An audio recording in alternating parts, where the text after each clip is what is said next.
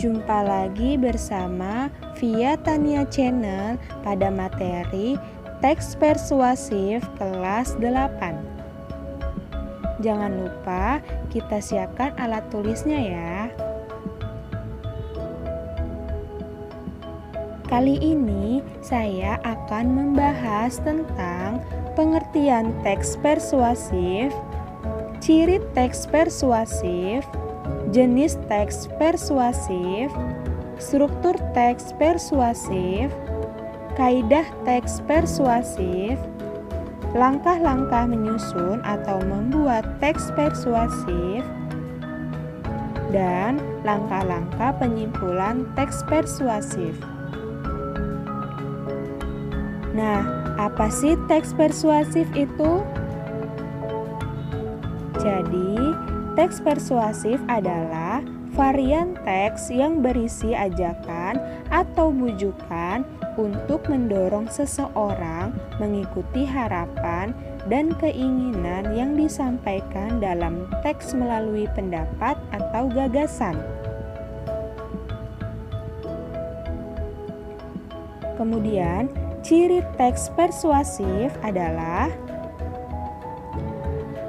yang pertama, bersifat ajakan atau dorongan.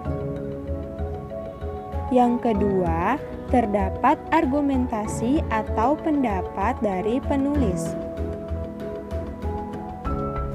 Yang ketiga, bersifat fakta yang membuktikan tentang kebenaran.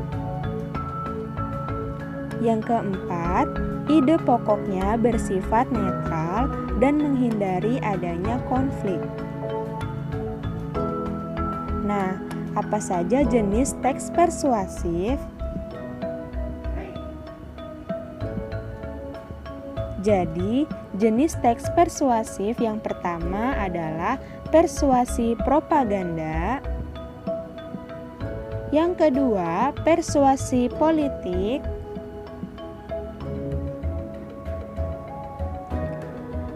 Yang ketiga, persuasi advertensi.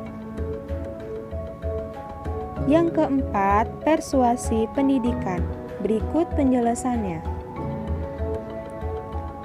Persuasi propaganda adalah teks yang berusaha menggiring pembaca atau pendengar terhadap opini tertentu. Persuasi politik adalah teks yang berusaha untuk mengajak pembaca atau pendengar agar memilih partai atau calon pemimpin dalam kegiatan kampanye politik. Persuasi advertensi. Jadi, persuasi advertensi adalah teks yang berusaha untuk mengajak pembaca atau pendengar agar membeli barang atau jasa yang ditawarkan. Kemudian, persuasi pendidikan. Persuasi pendidikan adalah teks yang berusaha untuk mengajak pembaca atau pendengar agar mau mengikuti atau mempelajari dan bersikap sesuai dengan pendidikan yang sedang diberikan. Nah, apa saja struktur teks persuasif? Jadi, struktur teks persuasif itu yang pertama ada pengenalan isu, yang kedua rangkaian argumen, yang ketiga pernyataan ajakan, yang keempat penegasan kembali atas pernyataan sebelumnya. Berikut penjelasannya ya.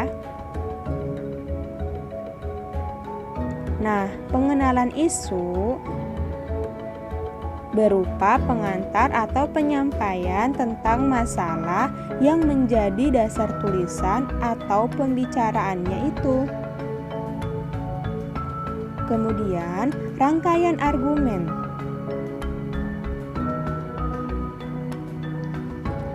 Rangkaian argumen ini berupa sejumlah pendapat penulis atau pembicara terkait dengan isu yang dikemukakan pada bagian sebelumnya.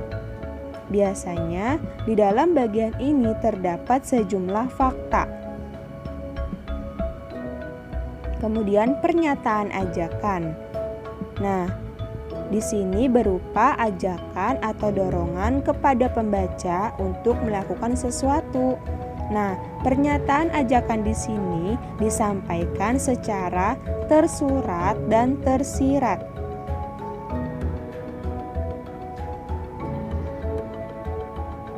Kemudian yang terakhir, penegasan kembali atas pernyataan sebelumnya.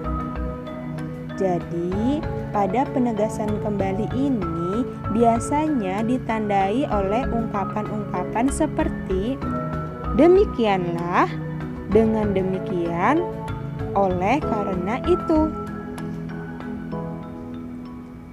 Nah, sekarang apa saja kaidah teks persuasif itu?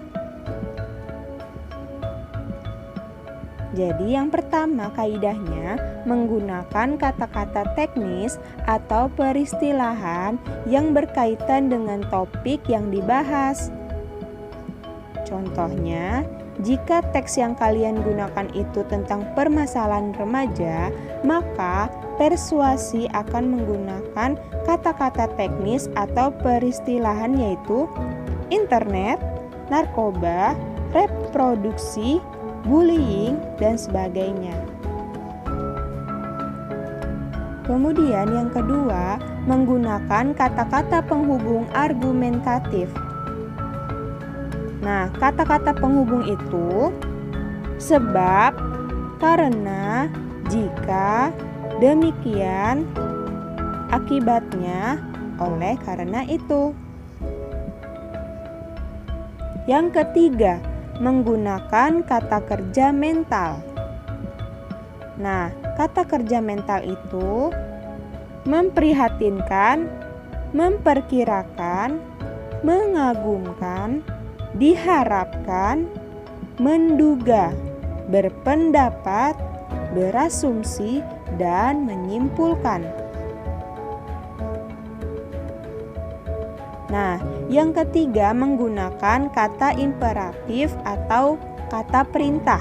Nah, kata imperatif atau perintah itu jadikanlah, seharusnya, pentingnya, sepantasnya. Nah, yang keempat menggunakan kata perujukan dalam pemaparan fakta yang sebenarnya. Kata perujukan itu, berdasarkan itu, merujuk pada pendapat. Nah, tadi kaidah kebahasaan ada 4 ya. Sekarang langkah-langkah menyusun atau membuat teks persuasif. Nah, langkah-langkah yang harus dilakukan ketika menyusun sebuah teks persuasif. Yang pertama, kita harus menentukan temanya. Kemudian yang kedua, kita harus menyusun rincian yang berisi pengenalan isu dan rangkaian pendapat.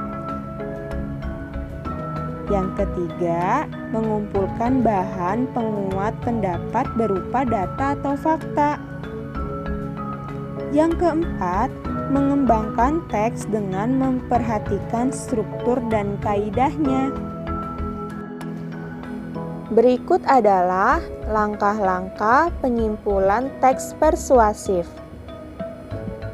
Langkah yang pertama adalah membaca keseluruhan teks terlebih dahulu. Yang kedua, mencatat bagian-bagian penting. Yang ketiga, memahami hubungan logis antar bagian teks. Kemudian yang terakhir, merumuskan simpulan akhir. Nah, sekarang saya punya tantangan untuk kalian. Nah, tantangannya adalah mencari contoh teks persuasif di halaman internet kalian. Kemudian kalian baca, dan setelah itu kalian simpulkan teks persuasif yang telah kalian baca itu. Selamat mengerjakan. Terima kasih yang sudah hadir hari ini. Semoga materi ini bermanfaat untuk kita semua.